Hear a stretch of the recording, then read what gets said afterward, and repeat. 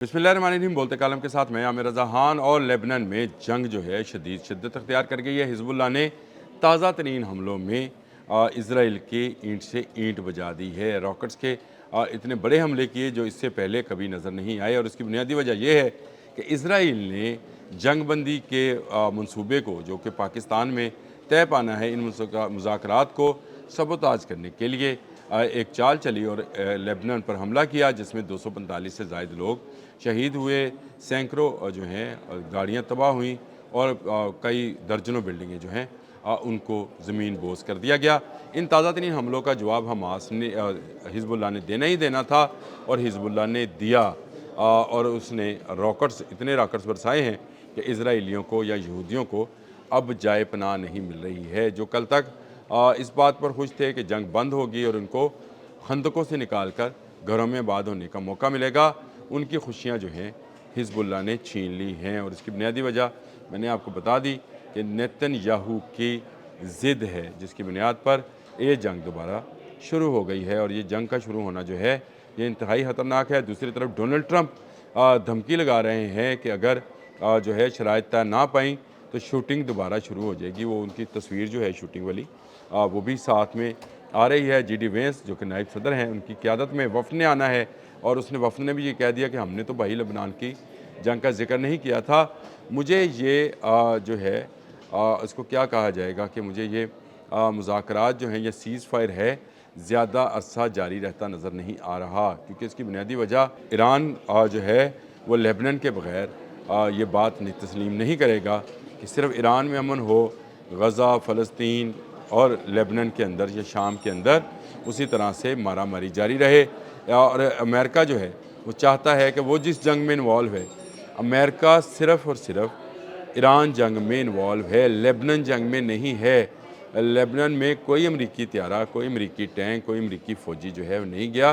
ये टोटली और प्योरली जिसको बोला जाएगा IDF का, यानी इज़राइली डिफेंस फोर्सेस का जो है वो जंग है, जो कि लेबनान में हिजबुल्लाह और इज़राइली अफवाज के मबैन हो रही है। हिजबुल्लाह ने गो के बहुत बड़ा नुकसान पहुँचाया है। इसके 100 से ज़ायद टैंक्स और बख्तरबंद गाड़ियाँ तबाह कर रखी हैं। इसके सैकड़ों फ़ौजी जो हैं उनको जहन्नम वासिल कर चुका है, और हिजबुल्लाह अब भी रॉकेट्स बरसा रहा है। हिजबुल्लाह ने इनके एक हेलीकॉप्टर के गिराए जाने का भी जो थी, ये ख़बर भी हमने कुछ दिन पहले आपसे डिस्कस की थी। तो हिजबुल्लाह इनका जवाब, भरपूर जवाब दे रहा है। हाँ, ये एक बाकायदा फ़ौज नहीं है, इसके पास एयर डिफेंस सिस्टम उस तरह से फॉल नहीं है कि ये जहाज़ों, जो आने वाले जहाज़ हैं, उनको गिरा सके। लेकिन हिजबुल्लाह एक ऐसी ज़मीनी ताकत ज़रूर है जो इसराइल के अंदर घुसकर इसराइल को मार सकती है, और वो भी मार रही है। और रॉकेट्स की सूरत में इसराइल पर आग बरसाई जा रही है। आबने हुर्मज़, एक मरतबा फिर मैंने इससे पहले जो व्लॉग किया है ये इसी पर किया था कि आबने हुर्मज़ बंद है, और उसके लिए एक रास्ता जो है वो दे दिया गया है। डोनाल्ड ट्रंप दोबारा से धमकियाँ लगाने पर आ गए हैं। जो जी डी वेंस हैं वो इस बात पर आ गए, उन्होंने जो मीडिया कॉन्फ्रेंस की उसमें ने कहा कि लेबनान का जिक्र नहीं है, तो लेबनान का जिक्र डालें। उसके बगैर अगर गल्फ़ के अंदर अमन चाहते हैं तो नहीं होगा, क्योंकि ये हो नहीं सकता कि एक जगह से आग बुझे और दूसरी जगह पर भड़का दी जाए और आप कहें कि अमन हो गया। एक जगह का अमन दूसरी जगह की जंग पर अगर ख़त्म होगा तो इसका मतलब ये है कि जंग बंद नहीं हुई है। लेबनान के अंदर से हिजबुल्लाह ने भरपूर जवाब देना शुरू किया है, यहूदियों को मारना शुरू किया है, इनके टैंक्स और इनके जो पनाहगाहें हैं उनको उड़ाना शुरू किया है। इस वक्त भी जो शुमाली इसराइल है उस पर हौज़ी और हिजबुल्लाह मिलकर हमला कर रहे हैं, और उस हमले का जवाब दे रहे हैं जो लेबनान के नहत्ते शहरियों पर काफ़ी बुलंदियों से गिराए जाने वाले बॉम्ब्स का नतीजा है। इसराइल जो है शायद ये समझ रहा है कि वो इस तरफ जंग जारी रखकर ईरान की जंग जो है उसको कैमोफ्लेज कर पाएगा, तो ये बात बिल्कुल गलत है।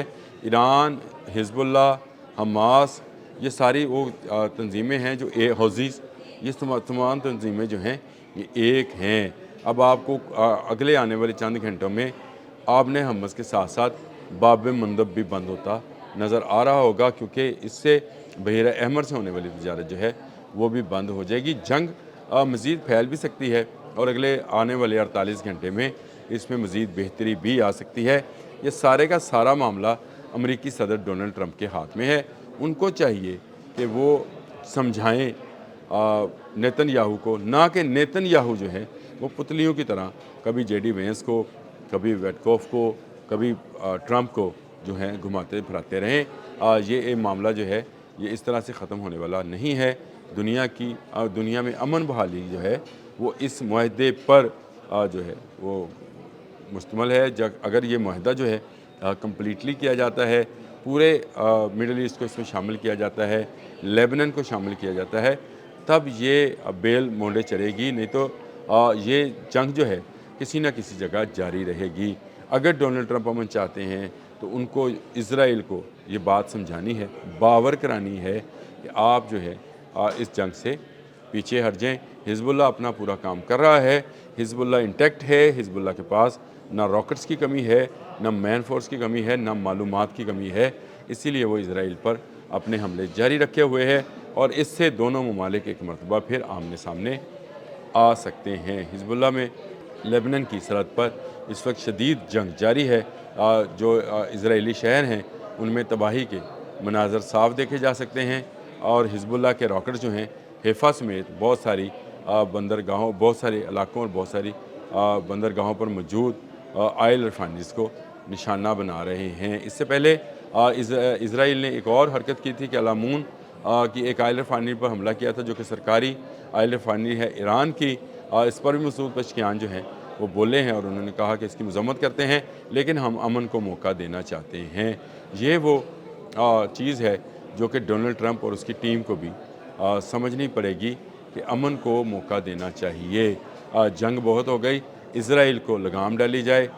فرانس کے صدر جو ہیں وہ بھی اس معاملے میں بہت زیادہ متحرک نظر آتے ہیں، ٹیلی فونز کر رہے ہیں اور انہوں نے بھی یہ مطالبہ کر دیا ہے کہ لیبنان کو اس معاہدے کا حصہ بنایا جائے۔ یہ خبریں سامنے آئی ہیں کہ انہوں نے یہ باقاعدہ جو ہے ایمینول میکرون نے یہ بات جو ہے کی ہے کہ لیبنان کو جب تک حصہ نہیں بنایا جائے گا یہ امن مذاکرات کامیاب نہیں ہوں گے۔ میرا خیال ہے کہ فرانس کو اب اور زیادہ مداخلت کرنا پڑے گی، فرانس کو اور زیادہ سخت زبان استعمال کرنا پڑے گی تاکہ اسرائیل کو دنیا کا امن تباہ کرنے سے روکا جا سکے۔ جو پریشر اس وقت ہمیں اپنے ملک کے اندر نظر آتا ہے، مہنگائی کا، آئل پرائسز کا، بے روزگاری کا، یہی پریشر اس وقت یورپ اور امریکہ پر بھی ہے۔ اسرائیل میں تو چلے ہیں ہی کہ وہاں سے کمپنیز بھاگ رہی ہیں، مڈل ایسٹ کے اندر سے بھی کمپنیز بھاگ رہی ہیں، لیکن یہ سارے کا سارا پریشر صرف اس لیے ہے کہ اسرائیل اپنی توسیع پسندی اور اپنے گریٹر اسرائیل کے پروگرام کو ختم نہیں کرنا چاہتا ہے کہ اس کو مزید بڑھاوا دیا جائے اور اس بڑھاوے کی صورت میں مزید تباہی جو ہے وہ دنیا دیکھے گی۔ اس کو ابھی سے ختم ہو جانا چاہیے۔ ہفتے کے روز ہونے والے مذاکرات جو ہیں با مقصد ہونے چاہیے اور با عمل ہونے چاہیے۔ با مقصد اس حوالے سے کہ اس میں جو نکات پیش کیے جائیں دونوں ملکوں کو قابل قبول ہوں اور با عمل اس میں کہ جس نکات پر اتفاق ہو جائے اس پر فوری عمل درآمد بھی کر دیا جائے اور اسرائیل کو لگام ڈالی جائے کہ وہ دوبارہ لیبنن یا غزہ میں ظلم کے پہاڑ نہ توڑے۔ اگر وہ یہ کام کرے گا ظلم بھی ہو اور امن رہے، کیا ممکن ہے؟ تم ہی کہو۔ کسی شاعر نے کیا خوبصورت بات کی تھی کہ ظلم جب ہوتا ہے تو امن نہیں رہتا ہے۔ اب تک کے لیے اتنا ہی۔ اللہ حافظ۔